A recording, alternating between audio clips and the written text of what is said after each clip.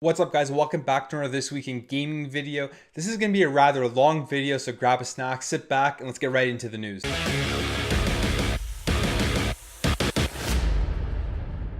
So probably the biggest news this past week was that Nintendo has announced their online services, what will be coming with it, and the pricing of it. They announced the features that you will get for paying $20 a year, or paying $7.99 for 3 months, or paying $3.99 for 1 month. And here's what you will be getting. You will be able to play games online, which is very standard. Xbox One and PlayStation 4 both require you to pay to play games online. You will get access to 20 NES games, but when it's first launched, they will only be sending out 10 games. You will be able to talk with your friends using the online app. Yes, you'll have to pay now to use that online application to chat and to communicate with your friends. And you will get access to the cloud to back up your save data. Now, personally, I'm not too excited about this online service. There's nothing in here that really makes me like, wow, I want to pay $20 to get this service. But I understand that for only $20 a year, they can't give you that much. With these NES games, which is probably the biggest feature that's coming with it, you'll get online features with it like cooperative play and competitive play. And then for a lot of people, being able to save your data on the cloud is very important because a lot of people lost their save data when they were playing Legend of Zelda Breath of the Wild and their Switch broke and they couldn't get it back after putting hours and hours into the game. But personally, I think they should be able to give us an option for free without having to pay money to back up our saves, whether that's through an external USB or even the cloud itself. The NES games, to me, I mean, they're just re-releasing these games that people have probably played numerous of times and probably own many different versions of, so it's not that great. I would have rather have seen them give us 2, 3 maybe free games a month like the PlayStation Plus or the Xbox games with gold from their entire Nintendo catalog, from the GameCube, from the N64, from the Super Nintendo. That would, to me, would have been a lot better. So I'm not that excited about this online service. I think it's okay. And the fact that I've been reading a lot of Twitter of people getting so excited about the cloud backup is saying a lot, I think, for this service. I also think that having to pay to use that app sucks because I hate using that app in the first place. I don't want to be on my phone to communicate with my friends when that's killing my phone's battery. I'd rather have it all integrated into the Nintendo Switch itself. Honestly, if they were to have released this online service with just the ability to play games online with 1 or 2 free games a month and an integrated user interface where you can communicate with your friends, voice chat, have party chat, all within the Nintendo Switch, I would have liked that a lot more than what they're offering here. But anyways, let me know in the comments below if you're excited for this service and if you will be purchasing the Nintendo online service. On top of that, they've announced that there will be no virtual console for the Nintendo Switch, and here's what Nintendo had to say to justify this. There are a variety of ways in which classic games from Nintendo and other publishers are made available on Nintendo Switch, such as through Nintendo Entertainment System, Nintendo Switch Online, Nintendo eShop, or as packaged collections. Nintendo Entertainment System, Nintendo Switch Online will provide a fun, new way to experience classic NES games that will be different from the virtual console service, thanks to enhancements such as added online play, voice chat via the Nintendo Switch Online app, and the various play modes of Nintendo Switch. Now, they're saying there will be no virtual console, but that's not really something to panic about because they are saying in this quote that we will be getting these old games in many different ways. Santa Monica Studios has released a robust photo mode for God of War. You can stop your gameplay at any time and take really cool pictures of the amazing environments and whatever's going on in the scene that you're in. Here's the photo mode and here's what it entails. So there'll be a camera that allows you to adjust the field of view, the focal length, and the camera roll. There'll be an aperture that will allow you to adjust the depth of field, the focus distance, and the f-stop. You'll have filters to adjust the film grain exposure, filter, and filter intensity options.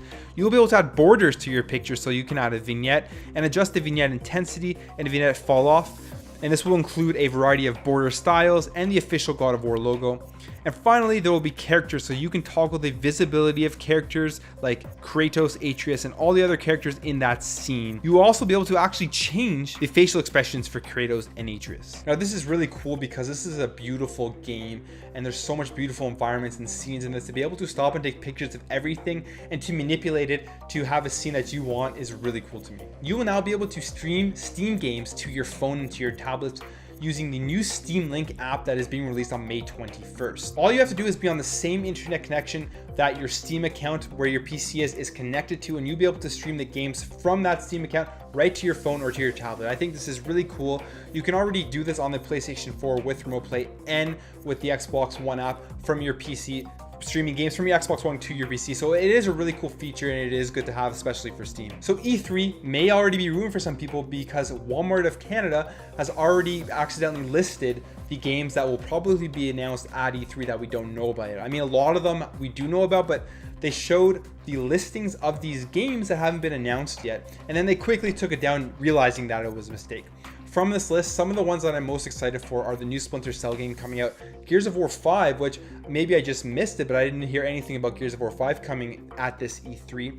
There's also Borderlands 3, Rage 2, for Forza Horizon 5, obviously the new Assassin's Creed games, Dragon Quest 2, and Just Cause 4. But there's a bunch of other ones on there as well. So take a look at this picture and let me know in the comments below which ones you're most excited about. An Easter egg in Battlefield 1 may have revealed the date that Battlefield 5 will be announced. There was an Easter egg that you had to crack, and then it brought you into a room where you claim this Easter egg that had dripping water sounds that someone had deciphered is Morse code, which this Morse code read out to be a website on EA.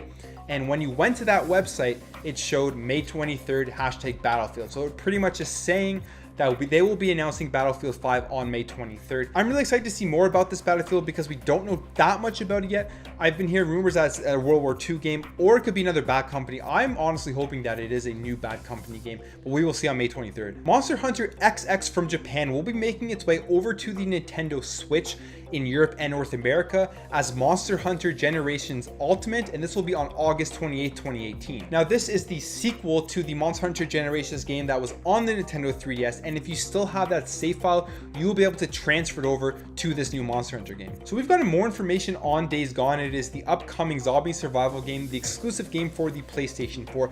I'm really excited for this game. It looks really awesome. They showed it off at last E3, and here's the information that we got. It will be 30 hours long, but there will be plenty to do once you've beaten the game.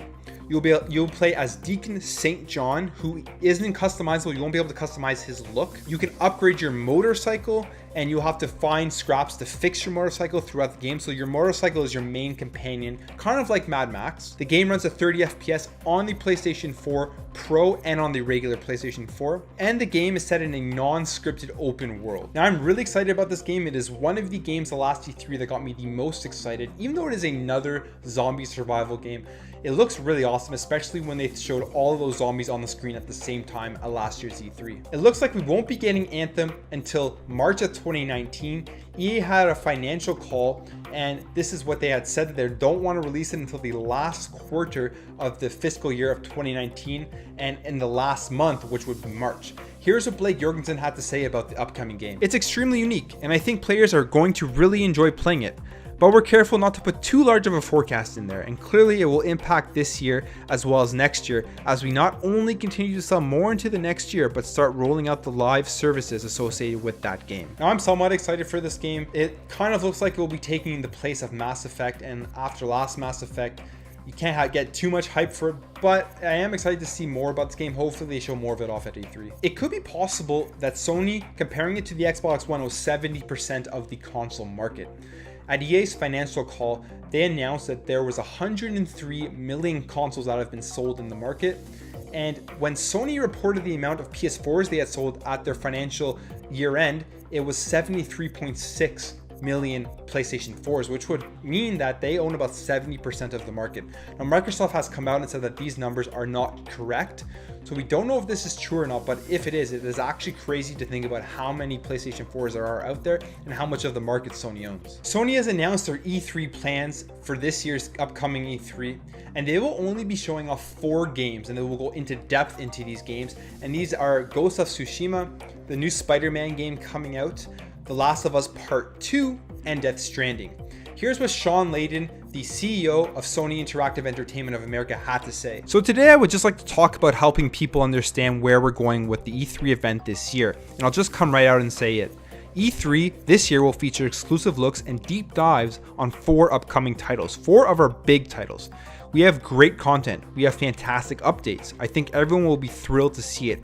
And we're taking kind of a different angle on how we're bringing it out. Now, honestly, to me, this makes a lot of sense. They have released so many good games in the last few years, and they have so many more coming out this year, that why not show us more in-depth looks at them? It's not a big disappointment that they're not revealing anything new, because the ones that haven't come out yet are so hyped up and so anticipated that people just want to see those. Now, their press conference will be Monday, June 11th at 6 p.m, so make sure to tune in not to miss it. Now, this next segment is called Plume Power Through. It won't be in every single video, but it is for the times when and there's so much news that has come out, but a lot of these stories are very short and there's not much depth of them, but I think you should know about them, and I just want to rifle through them, so let's get right into it. So there will be a golden NES Mini coming out in Japan, and it will feature 50 games. It will be released on July 7th, and it will be celebrating the 50th anniversary of the weekly manga anthology Weekly Shonen Jump. Nintendo has announced that there will be new Splatoon info coming out that will shock the world just days before E3, and it will be unveiled just before the Splatoon 2 World Championships on June 9th. The SNK Neo Geo Mini that was leaked last week has officially been confirmed. It is exactly like the pictures show. There isn't a release date or a price out for it yet. Square Enix will be at E3 this year. They have missed the last 2 years, but they will be there, and their conference will be June 11th at 10 a.m. Pacific time, and hopefully they will show off games like Kingdom Hearts 3, the new Tomb Raider, and anything else they have up their sleeves. GameStop is releasing an exclusive Spider-Man collector's box to be released alongside the new PlayStation 4 exclusive Spider-Man game, and it will include a flap-styled backpack, insulated travel mug, a Watchman beanie, a spiral notebook, a collectible enamel pin, and 2 mystery items. The Crash Bandicoot Insane trilogy that will be coming out for the Xbox One, the Nintendo Switch, and the PC, the release date of it has been pushed up to June 29th from July 10th. GameStop has revealed 15 mystery SKUs listed for the Nintendo Switch, which could mean we could be getting 15 new title announcements for the Nintendo Switch at E3, and they were all listed at $59.99 US, which means they are AAA premium titles. So that's your news. If you enjoyed this video, make sure to hit that thumbs up button, subscribe if you're new to this channel, leave a comment down below about any of the things I talked about, and I'll catch you in the next video.